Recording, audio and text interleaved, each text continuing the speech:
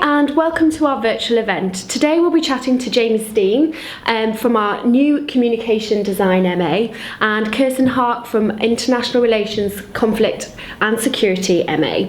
Jamie and Kirsten will be telling us more about their respective new courses and answering any questions that you might have.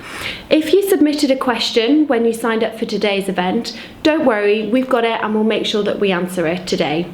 If during the course or course of the session there's something you'd like us to answer, please leave it in the comments box to the right of this video and we'll do our very best to answer those too.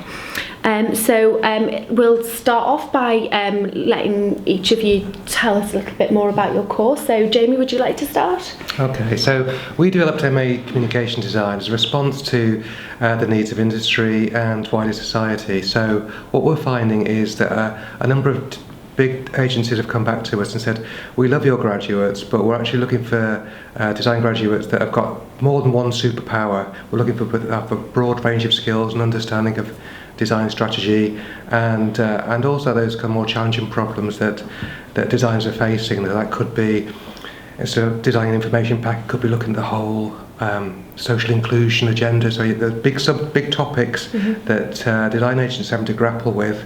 And they're expecting our students to come with those particular skills and interests too. So that's a response to them. And also from our students who are going out finding jobs and saying, wouldn't it have been brilliant to go spend an extra year at university looking at these more complex projects that would have prepared me more for the job I'm in now. So that's what we're finding. Okay, and what kind of modules do they study? Well, with the three main modules, so the first module is about situating your own practice. So whether you have come from a graphic design course or an interaction course or something related to design or creative media, we're going to take you through a module that allows you to see how your current practice fits into a wider context of communication design. So that'll be about the students sharing their backgrounds, working together, getting to grips with what, realising the importance of what they know and what they also don't know. So that's the first module, and then after that we move on to a module about looking at how I guess we're kind of challenging them to look at new contexts. So we'll be inviting lots of clients in to work with the students directly, and I know that's a lot of interest to our students, making sure they've got experience of working with cutting-edge digital agencies and design agencies, and also directly with clients. So that'll happen in the second semester, so there'll be more collaborative projects there. And the final module is about changing design. So it's about them designing, working on a theme that they particularly like, but also finding a collaborator to work with. So unlike perhaps kind of people's visions of a normal MA where you just get to work on a personal project and you never talk to anybody else until you completely finish it and end up with it, we expect them to go out and find a collaborator to work with, or we can find one for them.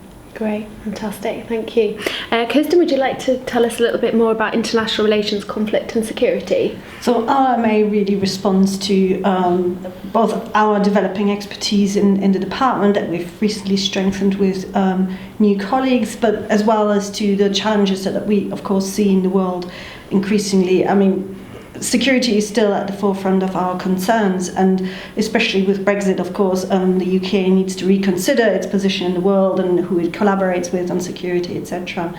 So we have developed this master's program in response to that, also recognizing that we have alumni working in anti-terrorism, for example, or in the security and development field.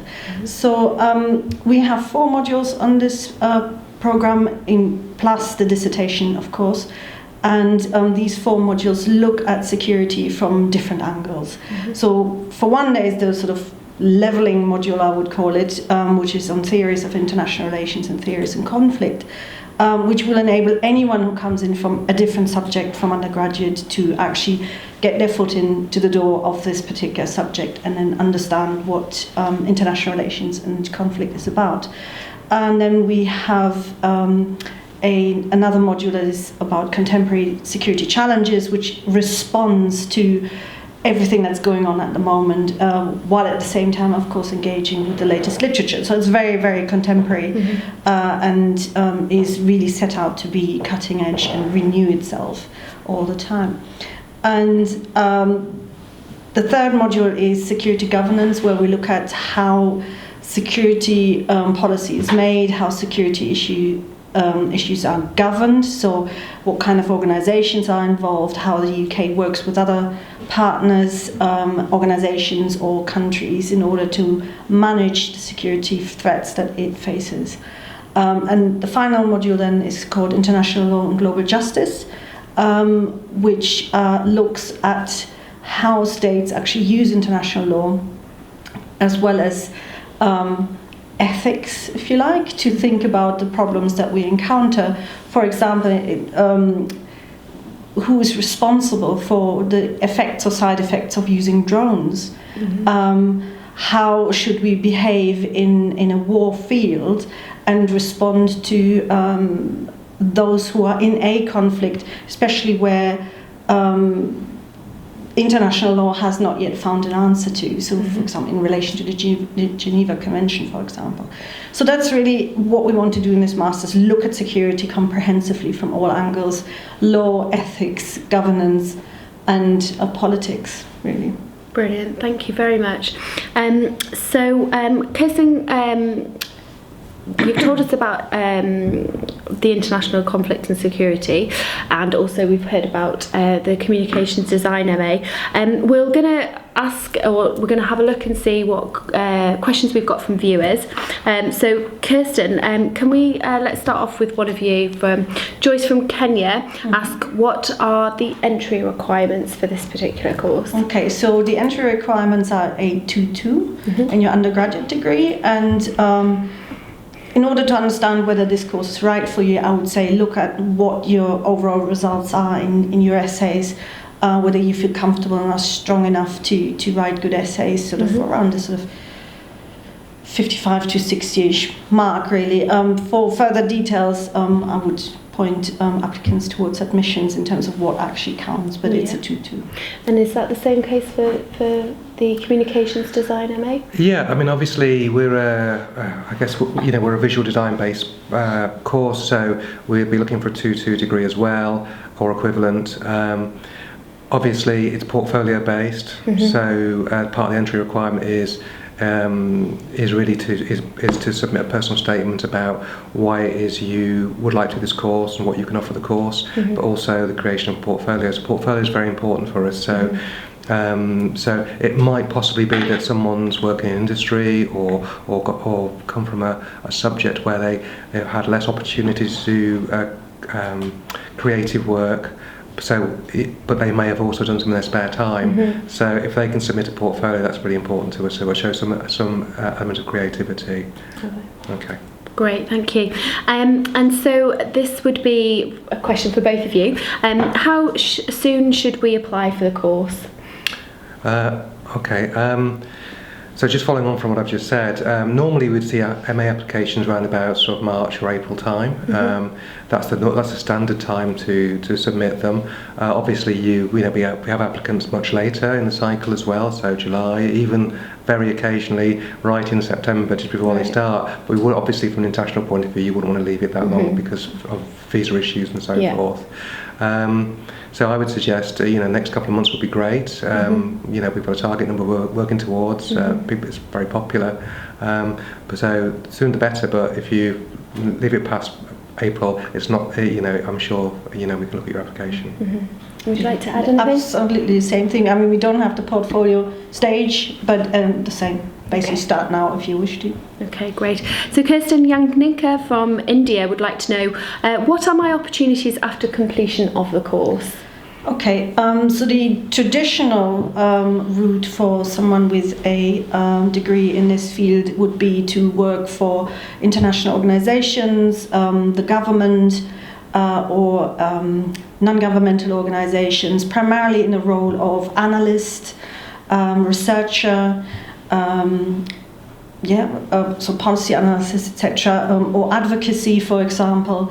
So the skill of handling a lot of information is very central to these. But obviously, we're not training nurses or architects, so you're not bound by any kind of particular industry. So students can go into all sorts of directions, from retail to the professions. But as I said, the traditional one is to work more in the politics area with government and non-governmental organizations. Thank you. So this is another one for you, Jamie. This time is from Joshua in Nigeria, who asks, how long does the application process take?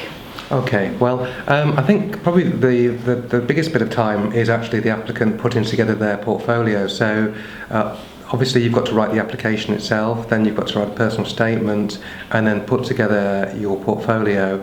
We prefer if you can obviously submit a web link to your own personal website. I think we've given some details about what we're looking to see in terms of that on our website, or it could be a PDF or some files that we can transfer to us. So once we've actually got that, that's the biggest bit of time. It's on their side. Is that I got an application last week with the personal statement, with the portfolio, and I can make a decision after looking into their portfolio within half an hour. Obviously, that gets back to the admissions and how long it takes, but it's very swift. Great, thank you. This is a question to Kirsten, and it's Sarah from Saudi Arabia would like to know, how is the course examined? No exams, you'll be glad to know, I think. Okay. Lots of people don't like exams, but it's 100% coursework. So of course there's a dissertation of 15,000 words at the end. But we have only coursework, which is a mixture of essays, reports that might have more professional sort of framework of writing, if you like, and presentations to enable students to develop their professional skills that they can take out into the professional workplace. Okay, thank you. So Lindsay, this is probably a question for both of you, if you'd like to both answer this. It's Lindsay from the UK asks, what is the student experience like for postgraduate students at Northumbria? Would you like to start? I hope it's very good. Well, I can speak for our students. We try to bring together a community between the undergraduates and the postgraduates, and we do go to karaoke with our students, and we have a politics forum that invites all the students in, where we discuss current affairs or we show films.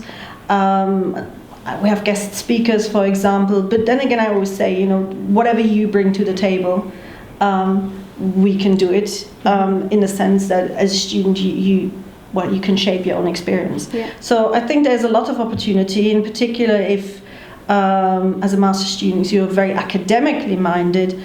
There's a lot of public lectures across the university, but specifically also in our department, on international issues that students can attend. Okay, great. And Jamie, would you like to add anything? Yes, I guess the one thing that kind of differentiates perhaps design from perhaps some other subject areas is that we run a studio-based culture, so we anticipate our students will be in their own studio, pretty much 9 to 5 each day. So it's not a case of going to lectures and seminars. You will be rooted in a particular room with the rest of your students, and that's within a kind of a broader, I guess, a school of design. So there are lots of connections for the students within the course, but also outside the course. And obviously, Newcastle. For students who have never been here before, the universities are right in the centre of the city, so it's got a brilliant atmosphere. You're not a campus university stuck out miles from nowhere. So I don't think our problems have a problem finding a kind of a social atmosphere. Yeah, definitely. Thank you very much. So we have a question from Yuani from Sri Lanka, who would like to know what scholarships are available. This is something that I could probably answer. So just to let you know that these two courses are applicable for both the £500 fee discount, and also you can apply to the Vice Chancellor's Scholarship, and that's open to UK, EU and international students. Furthermore, we've also got an alumni discount, so those of you, if you've been studying at Northumbria before, you are also eligible for that as well. You can find out all or more details about these scholarships and the application forms for these under the Got a Question section. So if you want to pop over there after this live stream, and you'll find everything you need to know about for that. So we'll just check if we've had any questions at all. Okay, we've had one question. We've got a question from Christian for Jamie. what portfolio pieces would you recommend that students put in their portfolio? That's a really good question. So what projects do people put in the portfolio? Well, obviously it depends on your particular background. So if you're a graphic designer, you're going to have perhaps more branding and illustration-based projects. If you're an interaction designer, you're going to have more about apps and so forth. Really what we would like to see is how you've answered a creative challenge. So if you can show work that's not just the final result, but perhaps shows some of the intermediate stages of your work, you may even produce some sort of design documentation around that, maybe a PDF document of how you worked through the project, that would be brilliant. So it's very important for us to see how you've tried to meet a challenge, from whether you're from a graphics background, maybe you've done filmmaking and you made a film and you want to show us how you've worked your creative process. I think that would be really important for us, if that makes sense. Great. Can I just check if we have any more questions? No, that's great. Okie dokie. So that comes to the end of this session. So thank you very much for your input onto that. If you have any more questions about any of the courses, do click the Talk to Us tab just above this video, where you can chat with our staff from Applicant Services and the postgraduate teams. Alternatively, you can ask us or email us at any time at nu.postgraduate@northumbria.ac.uk. So thank you very much, and thank you for watching.